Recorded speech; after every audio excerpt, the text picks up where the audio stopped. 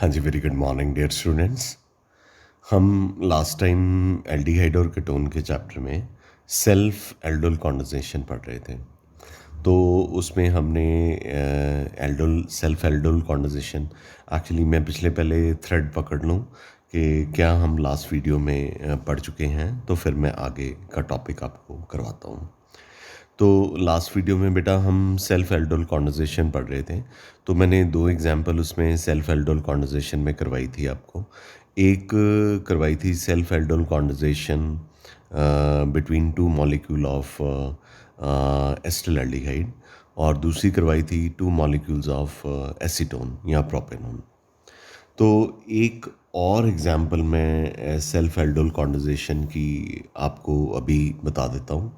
मतलब क्योंकि मुझे क्रॉस एल्डोल कॉन्वर्सेशन शुरू करनी है, तो क्रॉस एल्डोल कॉन्वर्सेशन शुरू करने से पहले मैं आपको एक बार फिर से बता दूं कि हमने सेल्फ एल्डोल कॉन्वर्सेशन में क्या किया था।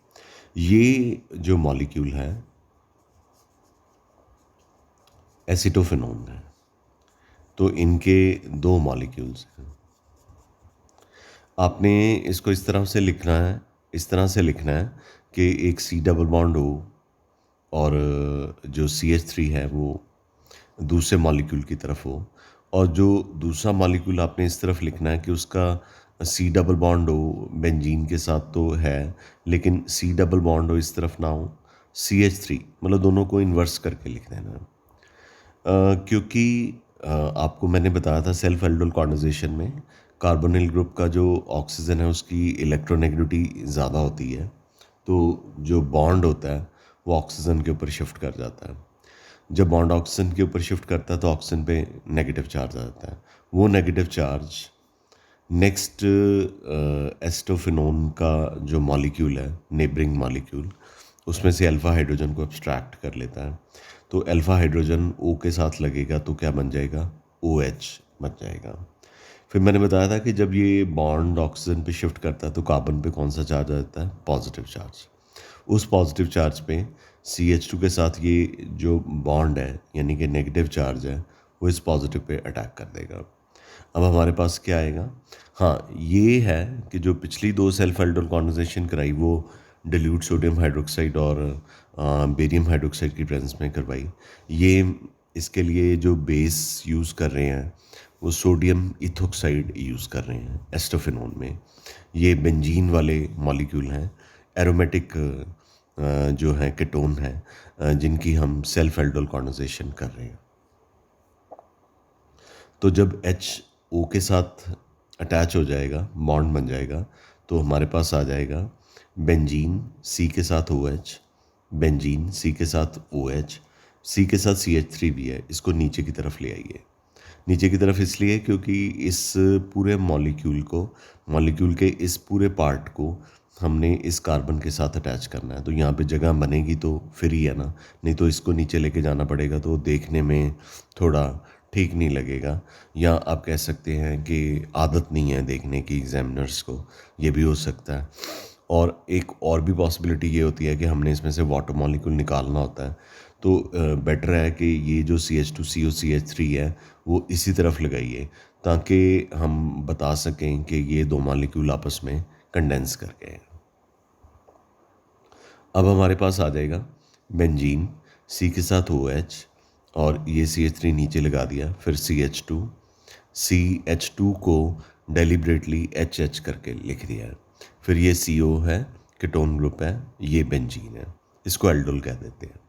ये मैंने आपको पहले भी बहुत बार बताया है कि जब दो एल्डिहाइड या दो कीटोन के जब भी मॉलिक्यूल अल्कलीज की प्रेजेंस में डिल्यूट सोडियम हाइड्रोक्साइड की प्रेजेंस में या डिल्यूट बेरियम हाइड्रोक्साइड की प्रेजेंस में कंडेंस करते हैं, तो वो आपस में दो मॉलिक्यूल जो हैं एक इकट्ठा मॉलिक्यूल बना देते हैं। अब इसमें से ना जो पीछे सेल्फ एल्डोल कॉन्वर्सेशन की थी, तो कल के वीडियो में सिनामल एल्डिहाइड बनाया था, तो एल्डोल को हीट किया था डिल्यूट एसिड की प्रेजेंस में, तो वाटर एलिमिनेट हो गया था। लेकिन जब दोनों तरफ बेंजीन लगे हो ना, तो बेंजीन एक ड्राइविंग फोर्स क्रिएट करती है, तो ये अनस्टेबल होता है। ये वाला एल्डोल जो है अनस्टेबल होता है, तो इसमें से OH और H अपने आप वाटर बन के बाहर एलिमिनेट हो जाते हैं, बाहर निकल जाते हैं, और ये वाला जो बॉन्ड है वो यहाँ पे शिफ्ट कर जाएगा। ये बॉन्ड आ गया, वाटर बाहर निकल गया। ये जो मॉलिक्यूल है इसको कॉमन लैंग्वेज में डिप्नॉन कहा जाता है। अब जो कल के वीडियो में सेल्फ एल्डोल कॉन्डेंसेशन का वाटर एलिमिनेट किया था, वो हाइड्रोलिसिस के साथ हीट करने के बाद हमने किया था, आप कह सकते हैं। यहाँ पे हम हीट नहीं कर रहे, यहाँ पे एल्डोल बेंजीन की वजह से खुद ही अनस्टेबल है, क्योंकि जैसे ही वाटर मॉलिक्यूल यहाँ से बाहर निकलेगा, यहाँ पे एक कॉन्जुगेशन हो जाएगी। बेंजीन के अंदर सिंगल बॉन्ड डबल बॉन्ड की ऑल्ट्रेशन होती है, फिर सिंगल बॉन्ड हो गया, फिर डबल बॉन्ड हो गया, फिर सिंगल बॉन्ड हो गया, फिर कार्बन ऑक्सीजन के बीच में डबल बॉन्ड हो गया, फिर सिंगल बॉन्ड हो गया, फिर यहाँ पे ऑल्टरनेट सिंगल डबल बॉन्ड हो गए, यानी कि एक कॉन्जुगेटेड स्ट्रक्चर बन जाता है। तो वो कॉन्जुगेटेड स्ट्रक्चर जो है वो हाईली स्टेबल होता है, तो इसलिए इसमें आपको हीट नहीं करना पड़ेगा। अगर दोनों तरफ या एक तरफ भी बेंजीन लगी हुई है, तो इस तरह से वाटर जो है वो अपने आप एलिमिनेट हो जाता है। तो इसको मैंने ब्रैकेट में लिया है, क्योंकि ये ट्रांजिशन प्रोडक्ट है, ये हमारा एक्चुअल प्रोडक्ट नहीं है, ये अनस्टेबल ही होता है। तो इसमें वाटर अपने आप ही निकल जाता है और हमारे पास जो है डिप्नोन आ जाता है, या फिर इस कंपाउंड को हम ये भी कह सकते हैं कि अ, इसके फर्स्ट कार्बन पे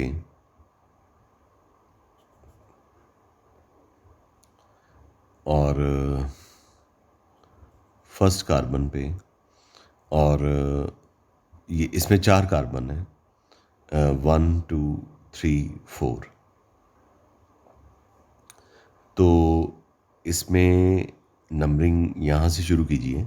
ये कीटोन ग्रुप है, ये 2 है, ये 3 है, ठीक है। तो और ये 4 है, ठीक है। तो फर्स्ट पे फिनाइल है, थर्ड पे फिनाइल है, 1 3 डाइफिनाइल हो गया। टोटल कार्बन कितने हैं? 1 2 3 4। ब्यूट हो गया, 2 और 3 के बीच में ईन है, ब्यूट 2 ईन हो गया। 2 और 3 के बीच में है, 1 पे ऊन लगा हुआ है, 1 पे ऊन लगा दिया। So this is your dypnone. I am sure this is clear to you guys. Clear? Fine. तो ये मैंने कल की वीडियो को कंटिन्यूटी में बनाने के लिए मतलब कि अब मुझे चूँकि क्रॉस एल्डोल कॉन्डेंसेशन आज की वीडियो में करवाना था, तो मुझे डेलिबरेटली सेल्फ एल्डोल कॉन्डेंसेशन के बारे में दोबारा से आपको बताया मैंने, ठीक है। अब हम क्रॉस एल्डोल कॉन्डेंसेशन पे चलते हैं। तो क्रॉस एल्डोल कॉन्डेंसेशन पे as the name suggest, cross aldol condensation में क्या होता है कि दो डिफरेंट एल्डिहाइड्स के बीच में कॉन्डेंसेशन होती है। क्योंकि सेल्फ एल्डोल कॉन्डेंसेशन में जो दो एल्डिहाइड्स लिए थे वो एक जैसे थे, दोनों के एक जैसे दो एल्डिहाइड के मॉलिक्यूल्स लिए थे और वो दोनों सिमिलर थे। चाहे वो कीटोन भी लिए हों वो भी दोनों सिमिलर थे। क्रॉस नाम सजेस्ट करता है, इसमें आपने जो दो एल्डिहाइड लेने हैं दोनों डिफरेंट लेने हैं, या दो कीटोन्स लेने हैं दोनों डिफरेंट लेने हैं, इनके बीच में क्रॉस एल्डोल कॉन्डेंसेशन हो सकती हैं। या एक एल्डिहाइड ले लीजिए और एक कीटोन ले लीजिए, तब भी क्रॉस कॉन्डेंसेशन हो जाएगी। लेकिन इसकी एक बहुत बड़ी लिमिटेशन है। क्रॉस एल्डोल कॉन्डेंसेशन में आपको जो प्रोडक्ट्स मिलते हैं,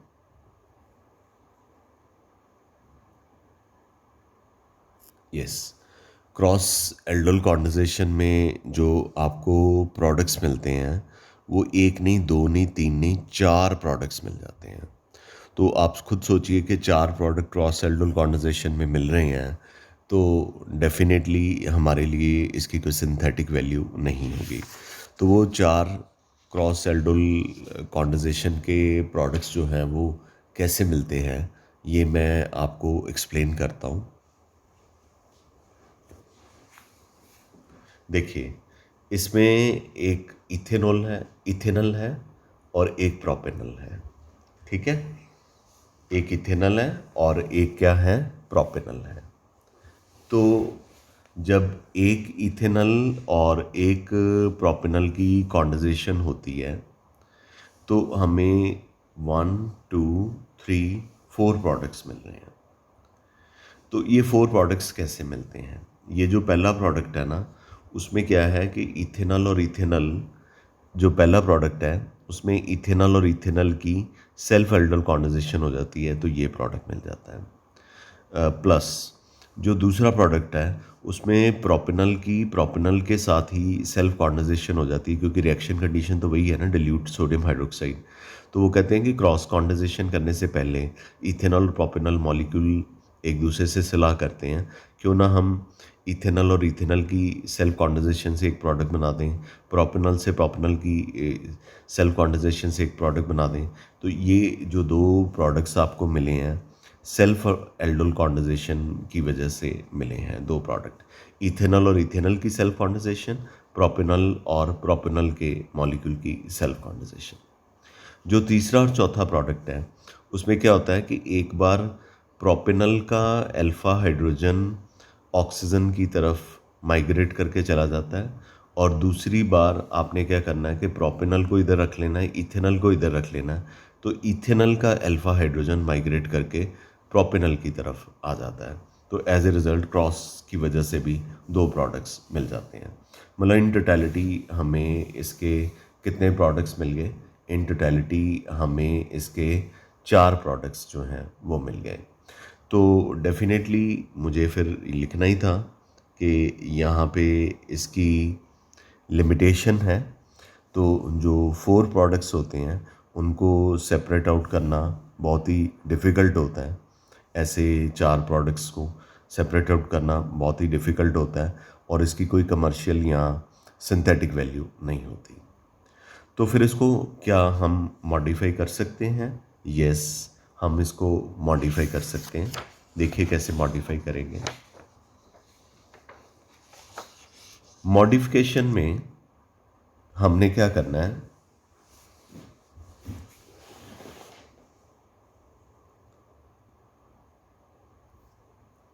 मॉडिफिकेशन में हमने क्या करना है कि क्रॉस एल्डोल कॉन्डेंसेशन इस तरह से करनी है कि एक एल्डिहाइड का मॉलिक्यूल या कीटोन का मॉलिक्यूल इस तरह का लेना है जिसमें अल्फ़ा हाइड्रोजन ना हो, और एक ऐसा मॉलिक्यूल एल्डिहाइड का लेना है जिसमें अल्फ़ा हाइड्रोजन प्रेजेंट हो। लेने दोनों डिफरेंट है। जैसे मैं क्रॉस एल्डोल कॉन्डेंसेशन फॉर्मेल्डिहाइड और एसिटिल्डिहाइड के बीच में कर रहा हूँ, तो formaldehyde HC double bond OH होता है, तो C के साथ आगे कोई C, कार्बोनिल ग्रुप के साथ आगे कोई C लगा ही नहीं हुआ। तो आगे C नहीं लगा तो मतलब अल्फ़ा कार्बन नहीं है, अल्फ़ा कार्बन नहीं है तो अल्फ़ा हाइड्रोजन भी नहीं है। तो फॉर्मेल्डिहाइड जो है उसमें कोई अल्फ़ा हाइड्रोजन नहीं प्रेजेंट है, और एसिटिल्डिहाइड में आपको पता है कि अल्फ़ा हाइड्रोजन होता है। बाकी सारा प्रोसेस वैसे ही करना है डिल्यूट सोडियम हाइड्रोक्साइड की प्रेजेंस में। तो ये बॉन्ड कार्बोनिल ग्रुप के ऊपर ऑक्सीजन, कार्बोनिल ग्रुप की ऑक्सीजन है उसके ऊपर शिफ्ट करेगा, ऑक्सीजन पे नेगेटिव चार्ज आएगा। ऑक्सीजन पे जब नेगेटिव चार्ज आएगा तो वो एसिटिल्डिहाइड के अल्फ़ा हाइड्रोजन को अब्स्ट्रैक्ट कर लेगा, तोड़ के ले जाएगा। तो जब ये बॉन्ड ऑक्सीजन पे शिफ्ट करेगा तो कार्बन पे कौन सा चार्ज आएगा? पॉजिटिव चार्ज आएगा। तो ये CH2 जो है पॉजिटिवली चार्ज कार्बन पे अटैक करेगा, तो हमारे पास क्या आ जाएगा? C के साथ 2 H है, CH2 हो गया। C के साथ O है जिसके साथ H भी लग गया हुआ है, OH हो गया, यानी कि CH2OH हो गया। बाकी क्या लगना है? बाकी ये लगना है उसके साथ। किसकी हेल्प से? इस बॉन्ड की हेल्प से। तो आगे CH2CHO लगा दो। तो इससे एक ही प्रोडक्ट हमें मिल रहा है। इस तरह की जो क्रॉस एल्डोल कॉन्डेंसेशन है वो हमारे लिए यूज़फुल है। ठीक है, तो जो पिछली क्रॉस एल्डोल कॉन्डेंसेशन की थी उसमें क्या प्रॉब्लम थी? उसमें दोनों जो डिफरेंट एल्डिहाइड या दोनों डिफरेंट कीटोन आप लेते हैं उसमें दोनों में अल्फ़ा हाइड्रोजन होता है, तो जिसकी वजह से 4 प्रोडक्ट्स मिल गए थे जिनको सेपरेट आउट करना ही बड़ा डिफ़िकल्ट था और हमारे लिए उसकी कोई भी कमर्शियल या सिंथेटिक वैल्यू नहीं थी। आगे एक और एग्जांपल बता देता हूँ क्रॉस एल्डोल कॉन्वर्जेशन की। इसमें भी हम फॉर्मल्डिहाइड ले रहे हैं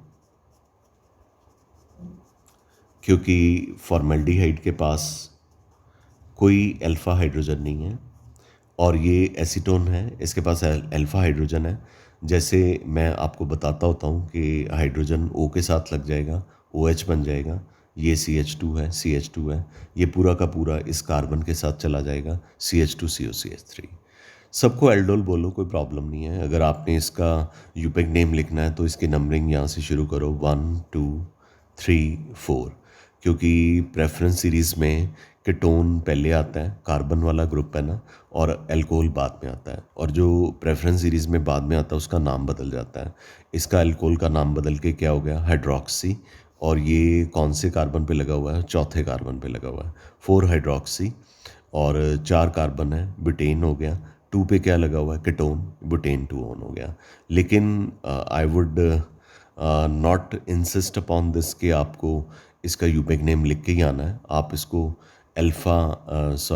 आप इसको एल्डोल भी कह सकते हैं। अगली क्रॉस एल्डोल कॉन्वर्जेशन बेंजल्डिहाइड और एसिटिल्डिहाइड के बीच में है। तो ये जो बेंजल्डिहाइड है इसके पास कोई अल्फ़ा हाइड्रोजन नहीं है, और ये एसिटिल्डिहाइड है, इसके पास अल्फ़ा हाइड्रोजन है। तो वो तो वैसे ही आपने इसको एच को ओ के साथ अटैच करना है। बस मैं ये बताना चाहता हूँ कि इसमें अल्फ़ा हाइड्रोजन कैसे नहीं है। आप कहेंगे कि सर कार्बन के साथ अगला जो कार्बन होता है, आप तो कहते हैं हमेशा कि वो कार्बन जो है वो अल्फ़ा कार्बन होता है। ये बेंजीन है, और बेंजीन का जो हाइड्रोजन है वो सब्स्टिट्यूट करके CHO लगा है। तो मतलब जहाँ से ये बॉन्ड जिस कार्बन के साथ बेंजीन के लगा हुआ है वहाँ पे कोई अल्फ़ा हाइड्रोजन क्या, कोई हाइड्रोजन ही नहीं है। तो इसलिए इसमें बेंजल्डिहाइड में कोई अल्फ़ा हाइड्रोजन नहीं होता, बाकी सारा वैसे ही है। हाँ, जैसे कि मैंने आज आपको बताया सेल्फ एल्डोल कॉन्वर्जेशन में कि जब एक तरफ बेंजीन लगी हो तो आपको जो एल्डोल मिलता है उसमें हीट करके वाटर नहीं निकालना पड़ता। ये वाटर अपने आप निकल जाता है, बिकॉज कॉन्जुगेशन होती है। ये बॉन्ड मैंने बताया था आज वीडियो के शुरुआत में। तो आपको सिनेमल एल्डिहाइड मिल जाता है। वाटर अपने आप इसलिए एलिमिनेट हो जाता है कि ये जो C6H5 है यानी बेंजीन है, ये ड्राइविंग फोर्स है। ये क्या करती है, ये कॉन्जुगेशन सिस्टम बनाती है। जैसे कि ये बेंजीन है, इसमें डबल बॉन्ड सिंगल बॉन्ड है, फिर सिंगल बॉन्ड आ गया, फिर डबल बॉन्ड आ गया, फिर सिंगल बॉन्ड आ गया, फिर कार्बन और ऑक्सीजन के बीच में डबल बॉन्ड आ गया। तो कॉन्जुगेटेड सिस्टम है। तो जो कॉन्जुगेटेड सिस्टम होते हैं वो एल्डोल के कंपैरेटिवली ज़्यादा स्टेबल होते हैं, इसलिए इसमें से वाटर अपने आप एलिमिनेट हो जाएगा, या उन एल्डोल में से वाटर अपने आप एलिमिनेट हो जाएगा जिसमें एक बेंजीन या दोनों तरफ बेंजीन जो है वो लगी हुई है। आई एम वेरी श्योर कि आपको क्रॉस एल्डोल कॉन्वर्जेशन जो है समझ लग गई होगी। ठीक है, आगे जो मैं क्रॉस एल्डोल कॉन्वर्जेशन आपको करवा रहा हूँ, ये क्रॉस एल्डोल कॉन्वर्जेशन जो है ये बेंजल्डिहाइड और एस्टोफिनोन के बीच में है। तो बेंजल्डिहाइड में तो कोई भी अल्फ़ा हाइड्रोजन नहीं है और एसिटोफिनोन के पास अल्फ़ा हाइड्रोजन है। बस कर दीजिए, इसको इधर ट्रांसफ़र कर दीजिए, एल्डोल मिल जाएगा। एक तरफ बेंजीन लगी हुई है तो ये अनस्टेबल होगा, इसको मैंने स्क्वायर ब्रैकेट में डाल दिया। वाटर अपने आप एलिमिनेट हो जाएगा। कहाँ से एलिमिनेट होता है, OH यहाँ से, H यहाँ से, और ये बॉन्ड यहाँ पे शिफ्ट कर जाएगा। ये आपको बेंजल एसिटोफिनोन मिल जाएगा। ठीक है, अब मैं आपको एक लास्ट क्रॉस एल्डोल कॉन्वर्जेशन करवाने जा रहा हूँ, बट नॉट द लीस्ट, मतलब और भी बहुत हो सकती हैं। बेंजल्डिहाइड और एसीटोन के बीच में जब एक अब सबसे पहले बेंजल्डिहाइड में कोई अल्फ़ा हाइड्रोजन नहीं है। जब एरोमेटिक एल्डिहाइड और एलिफेटिक कीटोन या एलिफेटिक एल्डिहाइड के बीच में एल्डोल कॉन्डेंसेशन हो, मैकेनिज़्म वही रहेगा। ये बॉन्ड इधर शिफ्ट कर जाएगा, ये हाइड्रोजन यहाँ पे चला जाएगा, ये बॉन्ड यहाँ पे चला जाएगा, ठीक है। फिर हमारे पास एल्डोल बनेगा, चूँकि यहाँ पे बेंजीन लगा हुआ है तो वाटर अपने आप एलिमिनेट हो जाएगा, ये बॉन्ड इधर शिफ्ट कर जाएगा, तो ये बेंजल एसीटोन बन जाएगा। तो ये बिल्कुल पिछले जैसा ही है, पर इसको एक नाम दिया गया है, Claisen Schmidt condensation. This condensation is called as Claisen Schmidt condensation, ठीक है।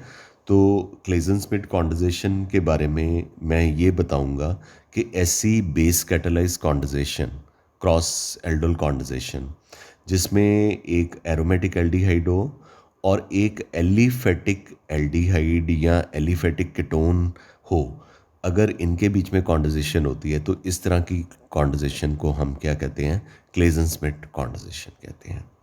वैसे तो कॉन्डेंसेशन एस्टर्स के साथ भी हो सकती है।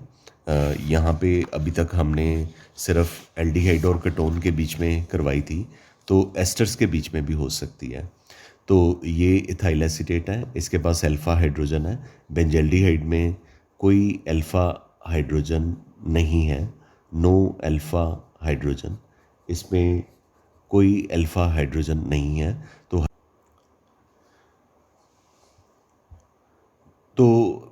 अल्फ़ा हाइड्रोजन जैसे कि मैंने बताया कि वैसे ही यहाँ पे माइग्रेट करेगा, तो आपको डिल्यूट सोडियम हाइड्रोक्साइड की प्रेजेंस में एल्डोल मिलेगा।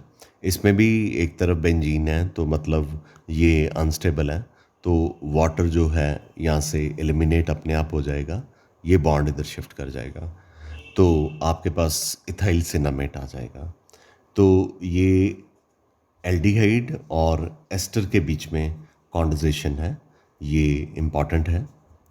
अब एक क्रॉस एल्डोल कॉन्वर्जेशन में आपने सारी जो कॉन्वर्जेशन पढ़ी है आज, क्रॉस एल्डोल कॉन्वर्जेशन पढ़ी, लेकिन हमने शुरुआत सेल्फ एल्डोल कॉन्वर्जेशन से कल के वीडियो में करी थी। एक ना स्पेशल कॉन्वर्जेशन है, क्लेजन कॉन्वर्जेशन। ये सिर्फ और सिर्फ एमसीक्यूज़ के लिए है। ये दो एस्टर्स के बीच में है, तो ये दो एस्टर्स के बीच में है और सोडियम इथोक्साइड की प्रेजेंस में होती है। दोनों एस्टर्स एक जैसे हैं, मतलब सेल्फ एल्डोल कॉन्वर्जेशन ही है एक तरह से देखा जाए तो, क्रॉस तो नहीं कह सकते क्योंकि ये भी इथाइल एसीटेट है और ये भी इथाइल एसीटेट है। तो मैं यहाँ पे लिख देता हूँ, दो मॉलिक्यूल्स इथाइल एसीटेट के हैं, तो इसमें क्लीवेज होती है। एक तो आपको C2H5OH मिल जाएगा और एक आपको CH3CO, CH3CO, CH2, COO, C2H5 मिल जाएगा। इसे बीटा कीटो एस्टर कहते हैं या एस्टोएस्टिक एस्टर कहते हैं, ठीक है बच्चा। तो इसके साथ ही हमारे पास एल्डोल कॉन्वर्जेशन जो है, सेल्फ और क्रॉस एल्डोल कॉन्वर्जेशन जो है वो फिनिश हुई। कल के वीडियो में जब हम कॉन्वर्जेशन के बारे में बात करेंगे, हम ऐसे एल्डिहाइड के बीच में कॉन्वर्जेशन करेंगे जिनमें अल्फ़ा हाइड्रोजन होते ही नहीं। आज तो और कल के वीडियो में हमने ये पढ़ा जिनमें अल्फ़ा हाइड्रोजन होते हैं या एटलीस्ट एक के पास अल्फ़ा हाइड्रोजन होते हैं। तो लेकिन कल का वीडियो जब हम पढ़ेंगे उसमें जो कॉन्वर्जेशन पढ़ेंगे उसमें जो दो मॉलिक्यूल एल्डिहाइड के होंगे, दोनों में ही अल्फ़ा हाइड्रोजन जो है वो नहीं प्रेजेंट होंगे या कीटोन। तो जब दोनों में अल्फ़ा हाइड्रोजन या अल्फ़ा हाइड्रोजन दोनों एल्डिहाइड में या दोनों कीटोन में नहीं होंगे, तो उस तरह की कॉन्वर्जेशन को हम कैनी-ज़ेरो रिएक्शन के साथ पढ़ेंगे, कैनी-ज़ेरो रिएक्शन के नाम से पढ़ेंगे। This I will be taking up tomorrow. I am sure कि ये लेक्चर आपको बहुत इजी लगा होगा। सिर्फ हाइड्रोजन, अल्फ़ा हाइड्रोजन को माइग्रेट करना और कुछ भी नहीं करना। That is all I wanted to take up for today. Thank you very much. We call it a day. Love you all. See you tomorrow. Have a great day.